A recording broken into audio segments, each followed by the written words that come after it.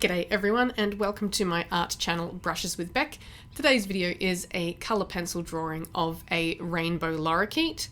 In this video I am using Canson Mi-Teintes paper. This is the fine grained side of the paper and I'm using one of the darker colours obviously. And the pencils I am using in this video are the Faber-Castell Polychromos pencils.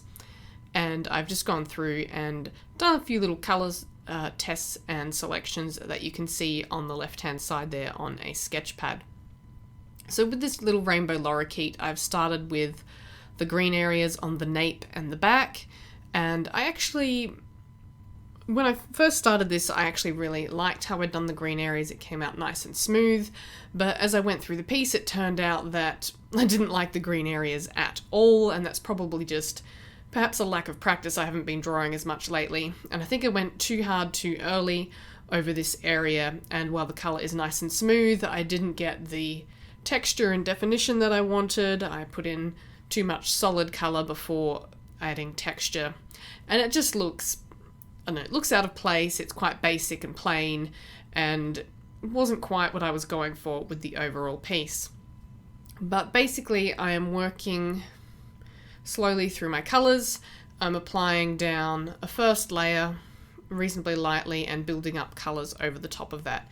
Canson Mi-Teintes can take layering, but you need to be careful that you do not apply too much pressure because you will flatten the tooth of the paper, and it makes it very, very difficult to apply any colour over the top once you reach that point of too much layering and flattening out the paper. So something to be particularly mindful of with this paper is you want to go in quite easy with your colours and slowly build up that depth and the coverage of the paper rather than going in really hard really early and flattening down that paper texture. Now that I'm looking at the video, I'm not 100% sure that I actually did use the reverse side of the paper. Let me just check.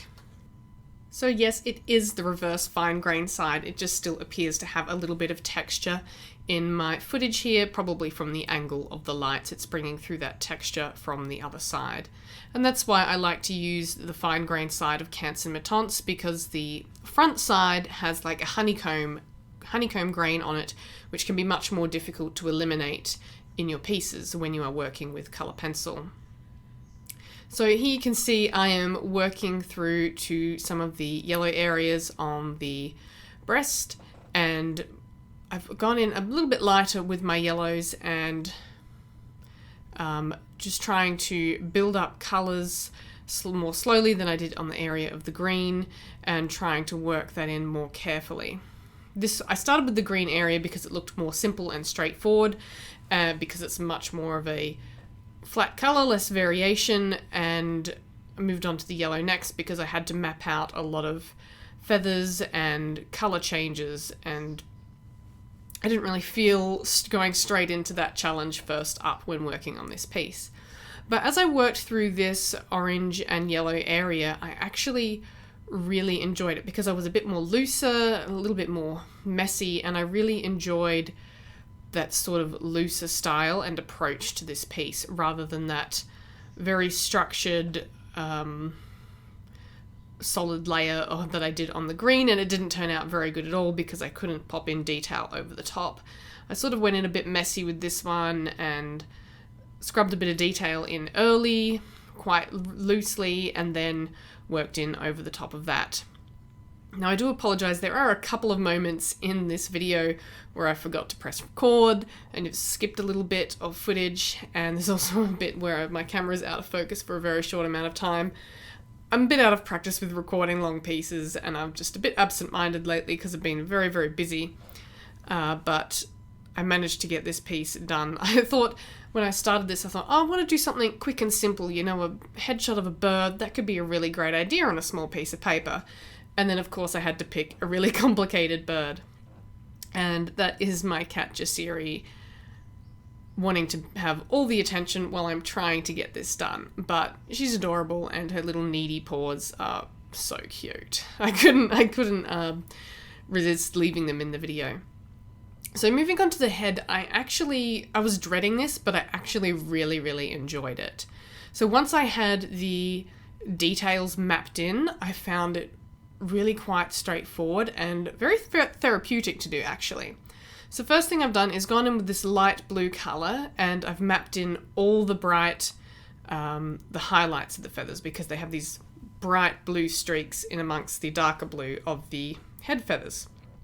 Once I'd gotten that in, I worked in some of the darker areas around those just to map in where there was some subtle colour changes of those head feathers, such as the purple area versus the darker area under the throat there.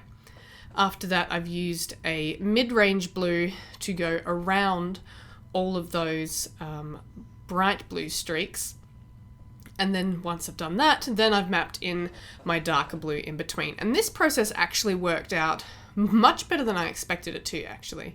This was something that, I've never drawn a Rainbow Lorikeet like this before, and I wasn't quite sure how to approach it, so I just kind of dove in and to basically see how it went, and it turned out really, really nicely. So if you are enjoying this video, please give it a thumbs up, subscribe to my channel, and comment down below. I upload a new video every single week. So just moving through these head feathers, you can see that I'm just building up that blue around the pale feathers and then adding in some detail to make them a bit more refined. So this back section of the head here is actually the light's hitting it differently, so it looks quite purple, a little bit brownish in between those blue feathers rather than just a solid blue. So that was quite interesting, and the more I worked on the head, the more I saw subtle differences. And here I'm going over the bright, very light blue patches with the mid-range blue just to sort of tone them down a little bit because they were a bit too bright on that lower portion of the head. And then I'm going in with, I think it's a Caput Mortem, just to bring in some of those purplish tones to that blue area in that section below the eye. Just to get some subtle colour changes in there, because those subtle colour changes are what make the head a bit more realistic and adds to the shape of the head, to the curves and the way the light hits it, and adding those different colours in. So like I said, I thoroughly enjoyed the head, just working through it quite methodically, adding in subtle colour changes and working around all those lighter areas. I thought I was going to really dislike it, but I actually really enjoyed it. So at this point, I'm not adding a lot of pressure with that darker blue there, because I'm still wanting to go in over the top and add detail and smooth it out. So I haven't used a great deal of pressure there. I've just used a moderate amount of pressure just to apply that colour down nicely. And then I've gone in with some of that Caput Mortem again, and some of the, I think it's like a dark purpley blue colour, and just working in those darker areas between the bright feathers, and then brightening up some of those white streaks, those pale blue streaks, and adding in some more glossy highlights there from the light reflection off the feathers. They are quite a complex bird, these ones, in terms of details on the feathering. And like I said, I don't know why I thought it was going to be a quick and easy project for the week for me for a video, but I'm really glad that I chose it because I love doing that head, and I'm really pleased with how that turned out. So once I felt fairly confident that the head was mostly complete, as you can see, I moved on to the eye, and mostly I was just working around highlights in this area, mapping in those lighter areas, and then